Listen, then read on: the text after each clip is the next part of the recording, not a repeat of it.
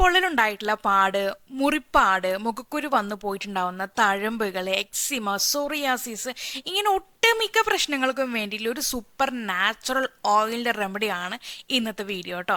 അപ്പോൾ ഈ ഒരു ഓയിലിന് വേണ്ടിയിട്ട് നമുക്ക് ആദ്യം വേണ്ടത് തേക്കിൻ്റെ ഇലയാണ്. തേക്കിൻ്റെ അതും തളിരിലയാണ് നമുക്ക് വേണ്ടത് കേട്ടോ. മൂത്ത ഇല എടുത്ത് ആരും ഇങ്ങോട്ട് വന്നേക്കരുത്. ഈ ഒരു ലീഫ് നമ്മൾ എടുത്താൽ മാത്രമേ നമ്മുടെ ആ ഒരു ഓയിൽ ശരിയായി വരത്തുള്ളൂ കേട്ടോ. അപ്പോൾ ഞാൻ കുറച്ച് ഇലയൊക്കെ എടുത്ത് നന്നായിട്ട് ഒരു കഴുകി വെച്ച് അതിനകത്ത് ഇച്ചിരി വെള്ളമൊക്കെ ചേർത്ത് നന്നായിട്ട് അരച്ച് കൊണ്ടുവരുന്നുണ്ട്.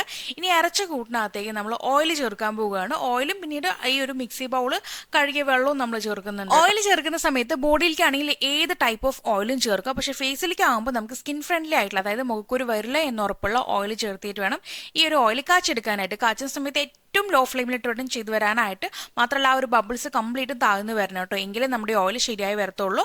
അതുപോലെ തന്നെ നല്ല കളറാണ് കാണാനും, അതുമാത്രമല്ല നല്ല സ്മെല്ലുമാണ് കേട്ടോ. അപ്പം മസ്റ്റായിട്ട് ഒന്ന് ട്രൈ ചെയ്ത് നോക്കുക.